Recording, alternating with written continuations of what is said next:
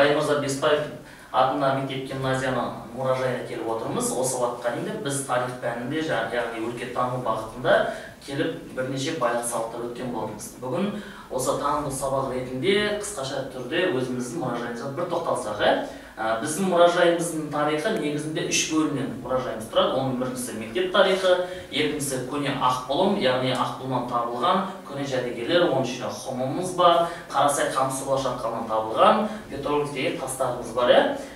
Енді одан бөлек мұнда біздің алдарымызда тұрған, яғни Ұлы Отан соғысы кезіндегі өзіміздің ауылдан шыққан тумалар, яғни батыр бабаларымыздың өмірбаяны бейнеленген екен. Қазір біз осы Жамбыл облысындағы Ақбұлым ауыл маңында орналасқан Қарасай шатқалына келіп отырмыз. Осы Қарасай шатқалында біздің заманымызға дейін осы қола дәуіріне тән петролифтер бейнеленген болатын. Бұл былайша қарайтын болсақ, біздің бағысы бабаларымыздан қалған дана осы петролифтер сызбалар болып табылады. Бізге әрине қызық, бабаларымыз қандай болды, қай кезеңде өмір сүрді, қандай мақтанышпен айта аламыз деген сұрақтар туындайды. Біз бұл петролифтерді зерттей келе осы қола дәуіріне тән деп отырық, яғни 2,5 мың жылдық тарихы бар дейміз. Оған себептердің бірі мына Өзбекстанды айтсақ болады. Тақиялы өзіміздің көршілеріміз. Осы Өзбекстанның қазба жұмысы кезінде орнаменттік крест белгісі табылған болатын. Бұл крест белгісі әрине діни бағытта емес, бұл дүниенің төрт бұрышын бағытын белгілейді. Бұл ЮНЕСКО ғалымдары белгілей келе осының 2000 жылдық тарихы бар деген болатын. Ал бұндай орнаменттік крест белгісі өзіміздің осы Қамыстыбұлақ шатқалынан табылып отыр. Бұл яғни жерді қазбай тастың бетіне шегіп тұрып әдемілеп салып кеткен. Бұндағы біздің сол болжаммен 2,5 мың жыл тарихы бар. Сонымен қатар бейнелейтін болсақ, бізде көбіне осы тропикалық жануарлардың бейнесін тамашалауға болады. Бұл жануарлар осы тұста мекен еткен болатын. Себебі қазіргі таңмен қарайтын болса, о кезеңде интернет желісі жоқ. Адамдар көзбен көрген. Көзбен көргеннен кейін осы тасқа нақыштап салып кеткен болатын. Мінекей тропикалық жануарлар бізде мекен еткен дегендей, осындай біздің болжамымыз болып отыр. Оған себеп дәлелдеме қазір петролифтерді тамашалайтын боламыз. Күн басы Сібір бұғысы бар, бактериан түйесі бар, түйе құсымыз бар, керік бар, жағы су сиыр мен бегемот деп атамыз ғой. Сол бейнелерімізде бейнеленген екен. Жамбыл өлкем менің саялы, сені лебін алақандай аялы. Жаным аңсап жеткенімде шалғайдан, тарихы тұнық сайындалан кең құшағын жая демекші, біздің өлкемізде осындай үлкен тарихы тұнық көптеген тарихи ескерткіштеріміз баршылық. Осының бірі біздегі жағы Қарасай шатқалына келіп отырық. Осы Қарасай шатқалына кіребес жерінде күнгей бетке орналасқан осы қара граниттерді салынған осы біздің петролифтеріміз.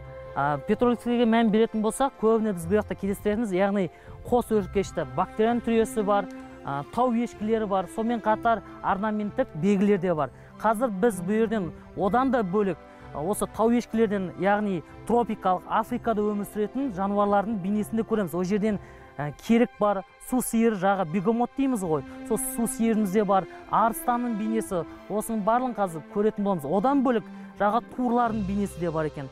Тур деп атқанымыз бұл жердегі, яғни жабайы бұқалардың бейнесі.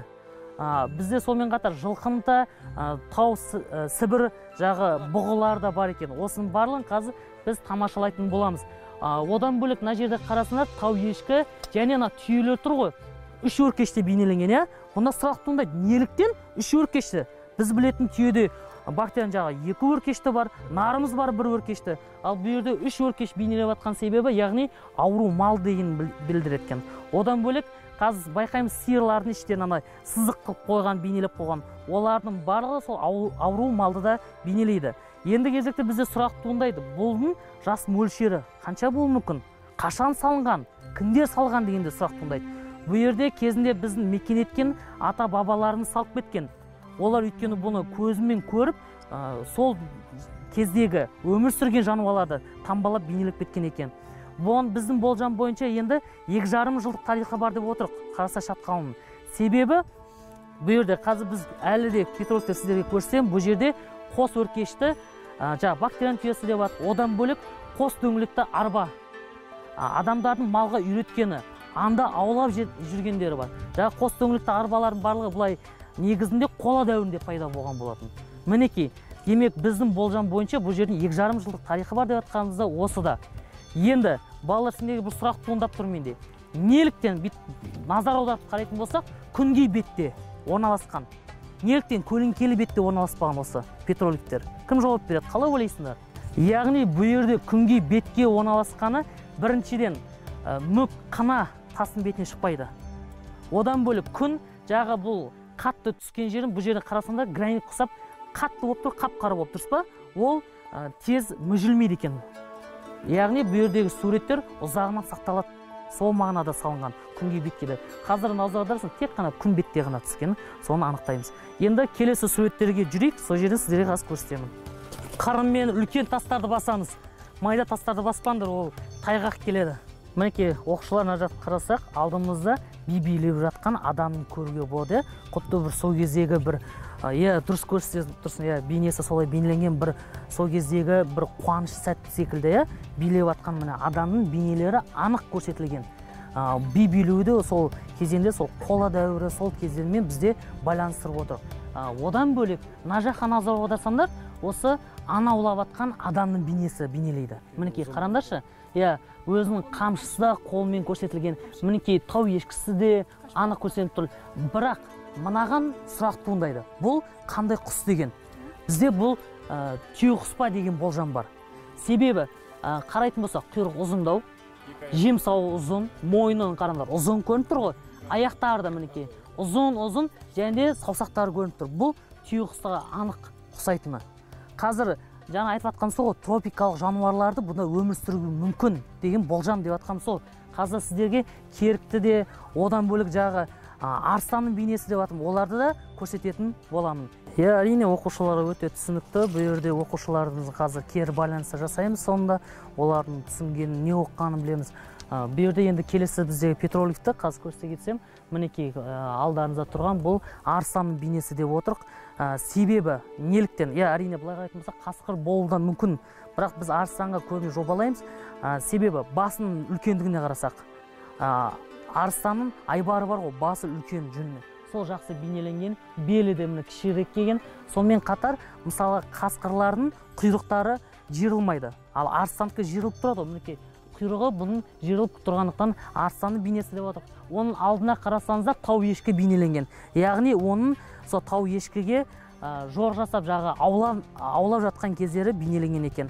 Қазіргі таңда біз қарайтын болсақ, бұл петроглифтердің жойылып кету қаупі өте жоғары. Біріншіден біз ауылдан былай қарасақ, ары кетсе 10 шақырымдық жер. Жолының нашар болуы, біз келіп қадағалау үшін, оқушыларды алып келу үшін қиындық сол туғызады.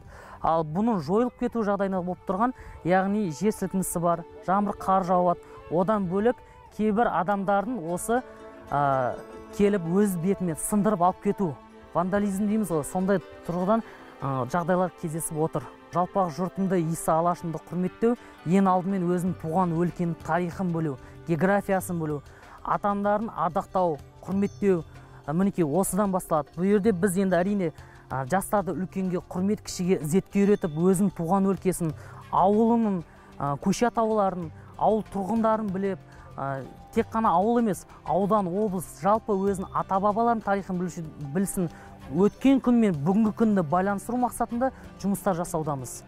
Қараңдар балалар, тамашалаңдаршы, мінекей қандай керемет,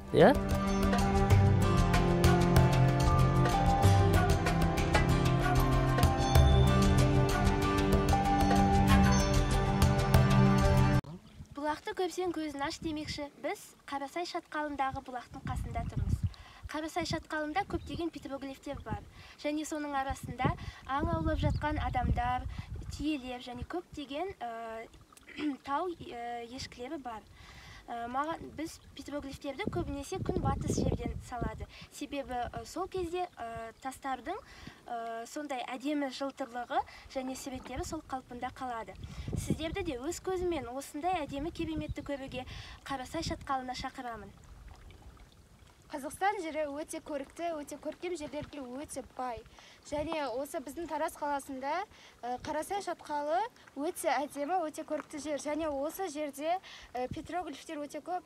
Мен осы петроглифтерді көргендіктен өзіміздің өткен тарихымызды елестеткендей болдым. Сондықтан сіздерді де осы жерге шақырамын. Сондықтан осындай кереметті өз көздеріңізбен көруге біз де сіздерді Қарасай шатқалына шақырамыз. Және бұл біздің тарихи орындарымыздың бірі. Біздің тарихи орындарымыз бұдан да бай. Бізде берілген уақытымыз аяқталды. Енді қайта дайын екенбіз.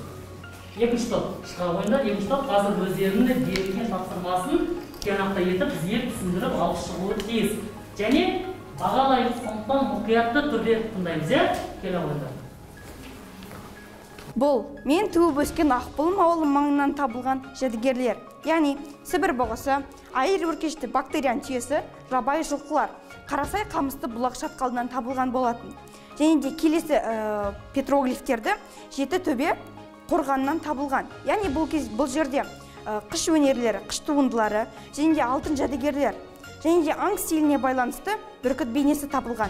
Жеті төбе қорғанынан Жеті патша қорғаны, және де 27 майда шаруашылық малшылар қорғаны табылған болатын. Жақсы, қазір таңда ол жерде Байпақов, Карл Байпақов болатын. Және де осы жәдігерлерге өзі баға беріп кеткен.